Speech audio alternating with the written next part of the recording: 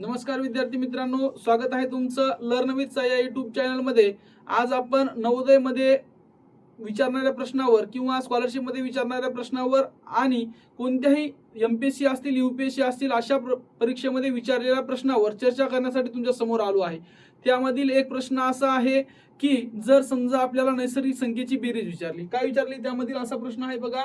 क्रमागत नैसर्गिक संख्यांची बेरीज, क्रमागत नैसर्गिक संख्यांची बेरीज काढायची. त्याच्यामध्ये प्रश्न क्रमांक 1 विचारलाय आपल्याला कोणता, पहिल्या 10 क्रमागत संख्यांची बेरीज काढा. मग पहिल्या 10 क्रमागत संख्यांची बेरीज काढायच्या म्हणल्याच्या नंतर आपण काय करणार, आपल्याकडे सूत्र आहे काय, पहिली संख्या गुणाकारामध्ये समोरील संख्या, काय समोरील संख्या म्हणजे कोणत्या, समोरील संख्या. मग समोरील संख्या छेदामध्ये 2.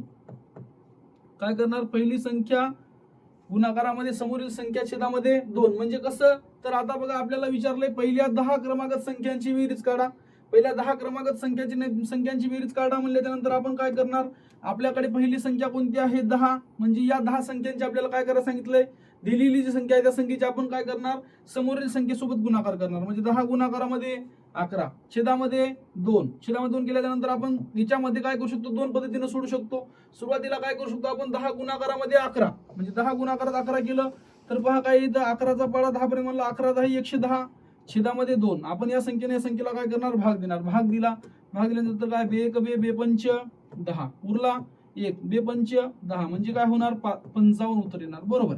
मग जर समजा हे जर खूप जर पद्धतीने तुम्हाला जर अवघड जात असेल तर आपण त्याच्या व्यतिरिक्त दुसरी एक पद्धत आहे ती कशी करू शकतो, बे 1 बे बे पंच 10. मग आपल्याकडे शिल्लक उरले किती, 5 गुणाकारामध्ये 11 11 पाची 55 म्हणजे दोन्ही पद्धतीने जर समजा आपण केलं तर उत्तर काय आले आपलं 55 आले. हे असंच एक उदाहरण दुसरं पाहूया. बघा आता काय झालं, याच्या पहिल्या प्रश्नामध्ये विचारलं होतं आपल्याला पहिल्या 10 क्रमांक संख्यांची बेरीज. आता काय विचारलं आपल्याला, पहिल्या 50 क्रमांक संख्यांची बेरीज. मग आपल्याला दिलेली संख्या कोणती आहे, 50. बरोबर, दिलेली संख्या कोणती आहे आपल्याला 50. मग आपण काय करणार, 50 गुणाकारामध्ये 51 म्हणजे समोरील संख्या, 50च्या समोरील संख्या कोणती 51 छेदामध्ये 2. 50 गुणाकारामध्ये 51 छेदामध्ये 2. आपण आता काय करणार, 50 गुणाकारामध्ये 51 आपल्याला 50चा पाडा तर येणार नाही. मग काय करणार आपण, 50चा 51 सोबत जर गुणाकार असं पण करू शकतो किंवा या 2 ना आपण काय करू शकतो, डायरेक्ट 50 ला गुणू शकतो. बरोबर, भागू शकतो. सॉरी, बे 1 बे बे दोन्ही 4 उरला 1 बे पंच 10. मग आपल्याकडे शिल्लक उरलं किती, 25 गुणाकारामध्ये 51. मग आपण काय करणार, 25चा आणि 51चा गुणाकार करणार. 25चा 51चा गुणाकार केला काय होणार, 25 1 25 हाचे आले 20 सॉरी 2 25 1 25 हाचे आले 2 25 पाचा 125 125 आणि 2 127 म्हणजे आपल्याकडे उत्तर किती आलं, 1275. ह्या पद्धतीने झालं. जर समजा आपण दुसऱ्या पद्धतीने जर करायचं म्हणलं तर असं करू शकतो, 50 गुणाकारामध्ये 51 याचा गुणाकार करायचा. मग जर समजा 5 1 5 5 5 25 हे शून्य तशाच तसा आपल्या याचा किती, 50 आणि 51चा गुणाकार किती आला आपल्याकडे, 2550. याला आपण काय करणार, 2 न भागणार. बरोबर, मग 2 न जर भागलं तर काय येणार उत्तर आपलं, बघा बरं हेच उत्तर येईल का, बे 1 बे बे 1 बे बे दोन्ही 4 उरला 1 बे 7 14 उरला 1 बे पंच 10 म्हणजे 1275 म्हणजे दोन्ही पद्धतीने जर समजा आपण गणित सोडून पाहिलं तर आपलं काय आले उत्तर एकच आले. जी तुम्हाला सोपी पद्धत वाटेल त्याच पद्धतीमध्ये गणित करण्याचा प्रयत्न करायचा. याच पद्धतीमध्ये दुसरं एक नवीन उदाहरण तुम्हाला होमवर्क मध्ये देणार आहे. हे होमवर्क मध्ये गणित आहे 1 ते 100 पर्यंत, 1 ते 100 पर्यंत नैसर्गिक संख्यांची बेरीज करा. हे झालं म्हणजे हे झालं क्रमागत नैसर्गिक संख्यांची बेरीज. क्रमागत झालं पण 1 पासून सुरुवात होणाऱ्या संख्येची नैसर्गिक संख्येची बेरीज झालं.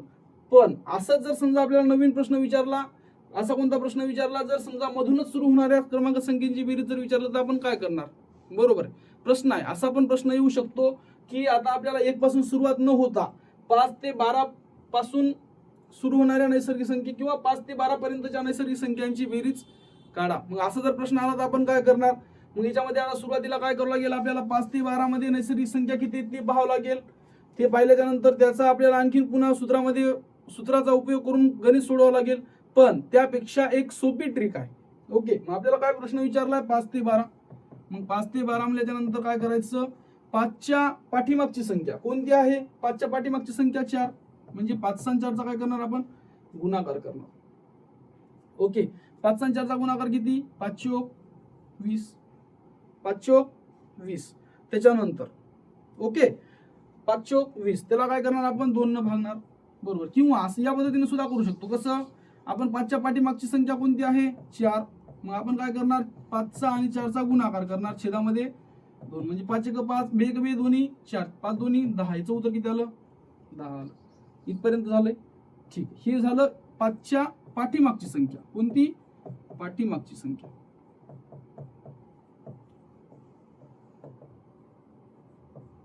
ओके, आता काय करायचं? 5च्या पाठीमागे पाहिली 12च्या समोरील संख्या.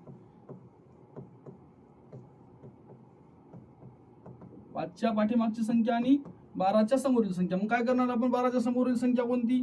12च्या समोरील संख्या 13 छेदामध्ये 2, 2 एक 2 बेसकम 12, 13 सकी 78. किती आलं उत्तर आपल्याकडे? 78. इकडे किती आलं? 10. मग या 78 मधून काय करणार आपण? 10 वजा करणार. सोपं आहे. 78 मधून काय केले आपण? 10 वजा केले. म्हणजे किती उत्तर आलं आपलं? म्हणजे ते 5 ते 12 पर्यंतच्या नैसर्गिक संख्यांची बेरीज. 5 ते 12 पर्यंतच्या नैसर्गिक संख्यांची बेरीज किती आली आपली?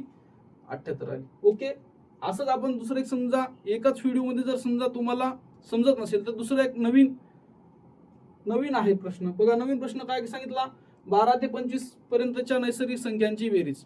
12 ते 25 पर्यंत नैसर्गिक संख्यांची बेरीज आपण काय करायचं? हे अंक अगोदर खाली घ्या. सोपं आहे. 12 ते 25. मग आपल्याला काय सांगितलं? पहिली जी संख्या आहे कोणती? पहिली संख्या. या पहिली जी संख्या आहे तिच्या काय करायचं? पाठीमागची संख्या घ्यायची. कोणती घ्यायची? पाठीमागची संख्या. मग 12च्या पाठीमागची संख्या कोणती आपल्याला तर माहितच आहे. 12च्या पाठीमागची संख्या 11, बरोबर. छेदामध्ये 2. मग छेदामध्ये 2 केल्यानंतर काय होणार? 2 एक 2 बेसकम 12. म्हणजे काय झालं तुमचं? 11, 6 आणि 11 उठले. याचा काय झाला? गुणाकार. 11 सक 66. म्हणजे याचं इथपर्यंत आलं. हे झालं मागच्या संख्येस म्हणजे पहिल्या संख्येस. त्याच्यानंतर 25च्या समोरची संख्या किती? 26. ही घेतली आपण समोरची संख्या.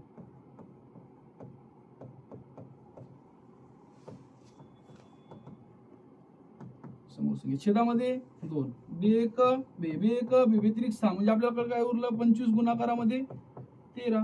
म्हणजे 25 गुणाकारात 13, 25 त्रिक 75. हाचे आले 7. 25 एक 25, 25 26 27 28 29 30 31 32. म्हणजे 325. म्हणजे आपल्याला काय झालं? 325 एक संख्या भेटली आणि 66 एक संख्या भेटली. मग काय करायचं? 325 मधून काय करायचं? 66 वजा करायचं. म्हणजे 15 मधून 6 गेले, राहिले किती? 9. इथं 1 उरला होता. 11 मधून 6 गेले, राहिले किती? 5 आणि 2 म्हणजे 259. कळालंय? काय केलं आपण? 12च्या पाठीमागची संख्या त्या संख्येसोबत गुणाकार छेदामध्ये 2. तसंच 25च्या समोरची संख्या छेदामध्ये 2. त्या संख्येला आपण काय दिले? भाग दिला. मग येणाऱ्या जे उत्तर आहेत, हे जे उत्तर आहे या उत्तरामधून ही पाठीमागची जी संख्या आलेली त्या संख्येचं काय केलं आपण? वजाबाकी केली. असाच तुम्हाला एक होमवर्क असेल. 1 नंबरचा होमवर्क आहे 5 ते 35 पर्यंतच्या नैसर्गिक संख्याची बेरीज. ठीक. दुसरा प्रश्न असेल 11 ते 88 पर्यंतच्या नैसर्गिक संख्यांची बेरीज. आणि आमचा व्हिडिओ जर आवडला असेल तर लाईक करा, शेअर करा आणि सबस्क्राईब करा. धन्यवाद.